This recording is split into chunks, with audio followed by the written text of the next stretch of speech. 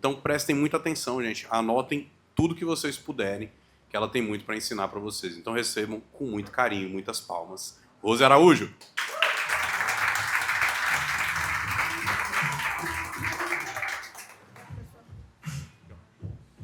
Tá bom. Boa noite, gente.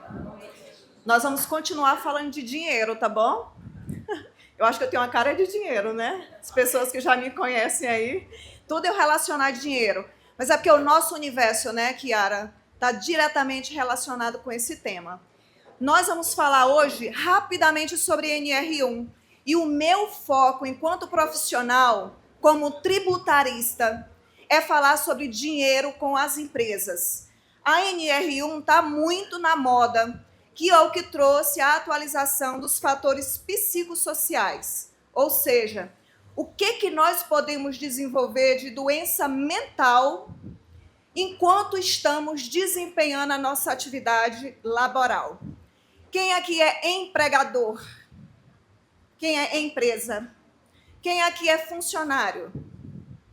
Esse tema é para todos vocês. Quantos meses de lucro a sua empresa tem que faturar ou precisa ter em caixa disponível para pagar uma multa pelo descumprimento da NR1?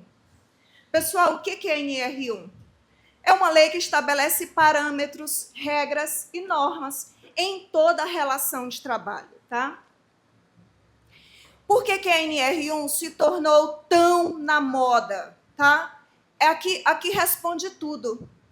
Em 2024, o governo percebeu que o maior custo hoje da Previdência Social é por fatores relacionados a questões mentais. Os funcionários estão adoecendo. Quem que está pagando a conta? Era o governo. Ele falou, opa, vou pagar a conta não. Quem adoece tem a obrigação de pagar. Olha, nós saímos aqui, lá no... Tá ruim o slide, né? Em 2011, mais ou menos, depois da pandemia, que a gente teve uma depressão muito grande dos afastamentos, para mais de 472 mil afastamentos em um ano, só de questões mentais. As pessoas estão adoecendo no trabalho. Por quê? O que está contribuindo para isso? Né? Então, a NR1 veio para dizer o seguinte, se você não cuida, empregador, do seu ambiente, tudo bem, mas você vai pagar mais imposto por isso. É só isso, a NR1, gente. Então, em poucas palavras, a NR1 define direitos e deveres. A NR1, ela gerencia o ambiente de trabalho. A NR1 obriga que a empresa controle os agentes estressores. Vocês se estressam muito lá no ambiente de trabalho de vocês? Vocês já mapearam?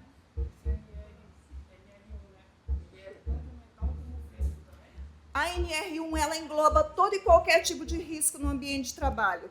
Quando a gente fala de risco no ambiente, riscos ocupacionais, a gente está falando do risco físico, que é poeira, que é barulho, que é vibração.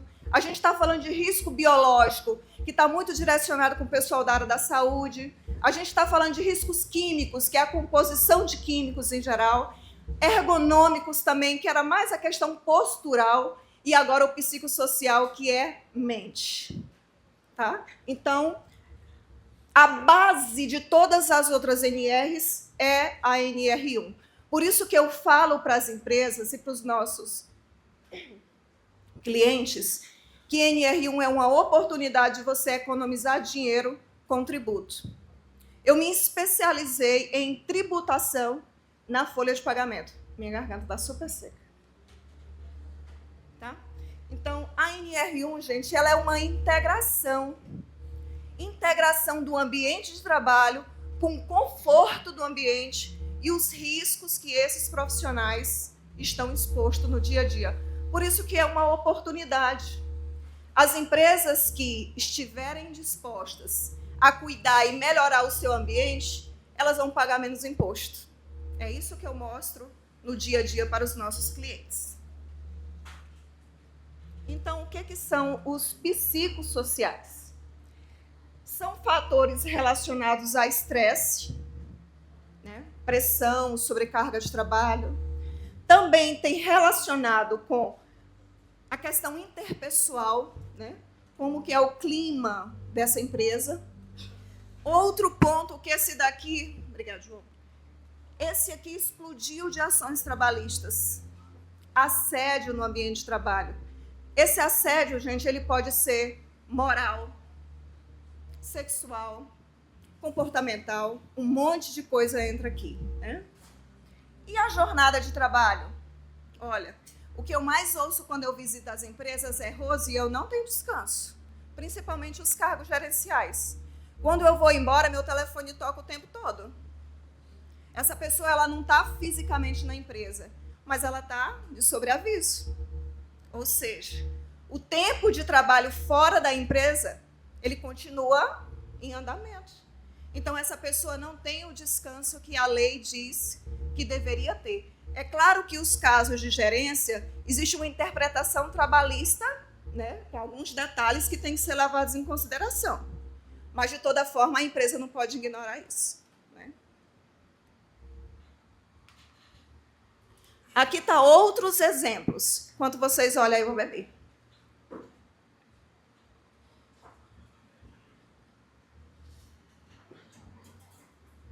Ó, aqui o governo trouxe alguns exemplos. Isso aqui foi o próprio governo que deu, tá? Exemplos de fatores psicossociais. Assédio no ambiente de trabalho. O que essa pessoa pode desenvolver? Transtorno mental.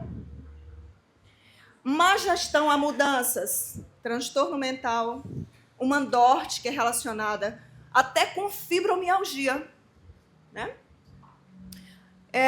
Baixo controle de trabalho. Olha só.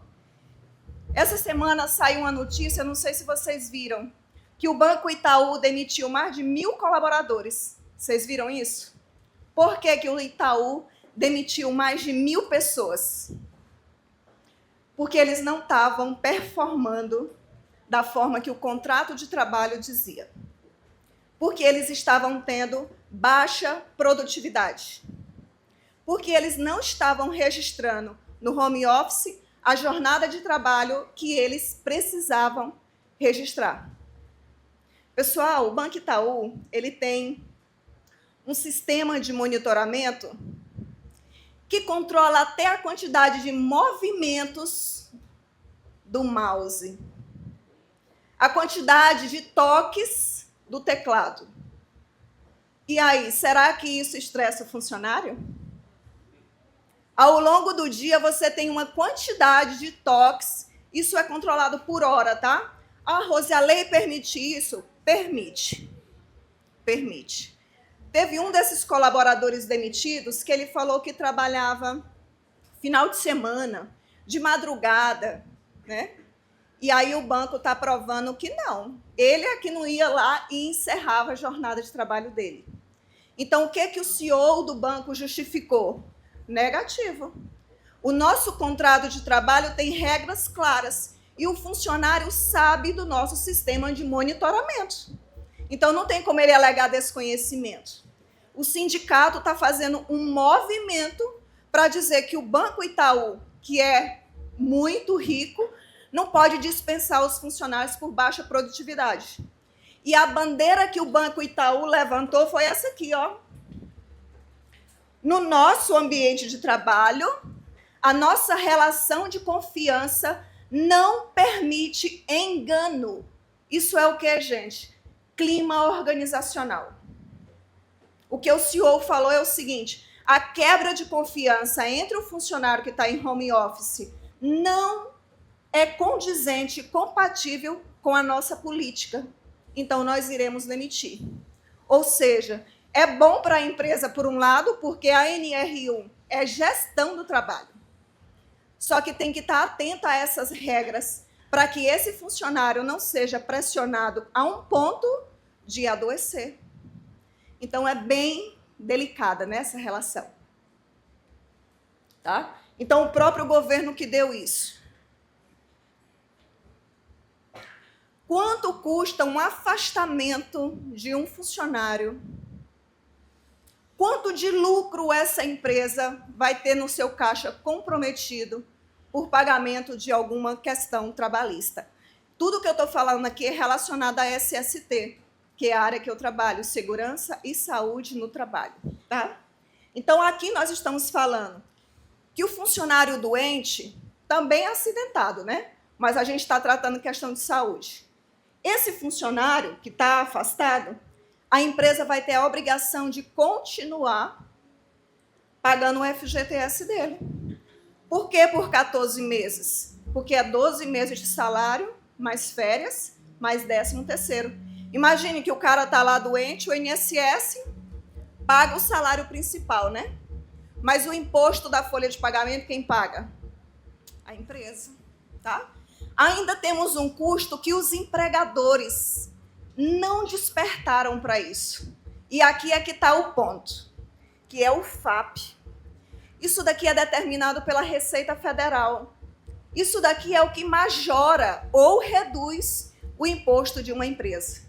Tá? Se as empresas estiverem atentas a fazer uma gestão dos custos do ambiente de trabalho baseado no FAP, Rose, o que é que eu posso reduzir de tributo na minha empresa? Pode reduzir muito. Só a gente se concentrando em reduzir o FAP. Tá? Então, é dinheiro, pessoal. NR1 é dinheiro, é oportunidade, é pagar menos imposto. Se paga menos imposto, vai sobrar mais dinheiro no caixa. É lucro. Né? E ainda que é um outro ponto muito delicado, que é a estabilidade de 12 meses depois que o funcionário volta desse afastamento. Geralmente, quando o funcionário fica ausente, essa volta ao trabalho ela é bem delicada. Então, a empresa tem que manter esse colaborador por 12 meses após esse afastamento. Então, não vale a pena negligenciar as questões relacionadas ao trabalho. Não vale a pena. Sai muito caro. Tá? Então, é uma oportunidade para as empresas. Quem cumpre, ganha. Quem cumpre, aumenta o lucro. E olha, um outro ponto que é, quando a empresa cuida do seu ambiente de trabalho, o turnover, que é a rotatividade, ela é reduzida. Isso é ótimo para a empresa, porque funcionário treinado continua a sua produção em larga escala. É mais fácil para a empresa escalar, né? Manter o funcionário treinado. Tá bom? Então, segurança do trabalho é investimento. E é isso que eu busco transmitir para as empresas. Então, 855 novos fiscais foram nomeados para o Ministério do Trabalho. Fora 460 pessoas do setor de TI. Eles iniciarão, gente, uma fiscalização de alta performance. Levantar dos últimos 5 anos, de forma retroativa, tudo dessas empresas. Considerando que o Ministério do Trabalho já acessa tudo que está no E-Social. As empresas estão totalmente expostas, mas empregadores que estão aqui, vejam isso com bons olhos. Se você faz o dever de casa e cuida das coisas que vai gerar segurança jurídica para a sua empresa, você tem que achar é bom. Porque se o fiscal foi lá no seu concorrente e tiver bagunça lá, amigo, vai quebrar as pernas dele. Quanto custa uma multa pelo descumprimento das normas de trabalho? Hoje, o Ministério do Trabalho e a Receita Federal, elas estão trabalhando em conjunto. A multa pode passar de 100, 200, 300 mil reais. Isso parece real, né? Mas não, isso é realidade, já acontece, tá? Então, pessoal, o que eu gostaria de deixar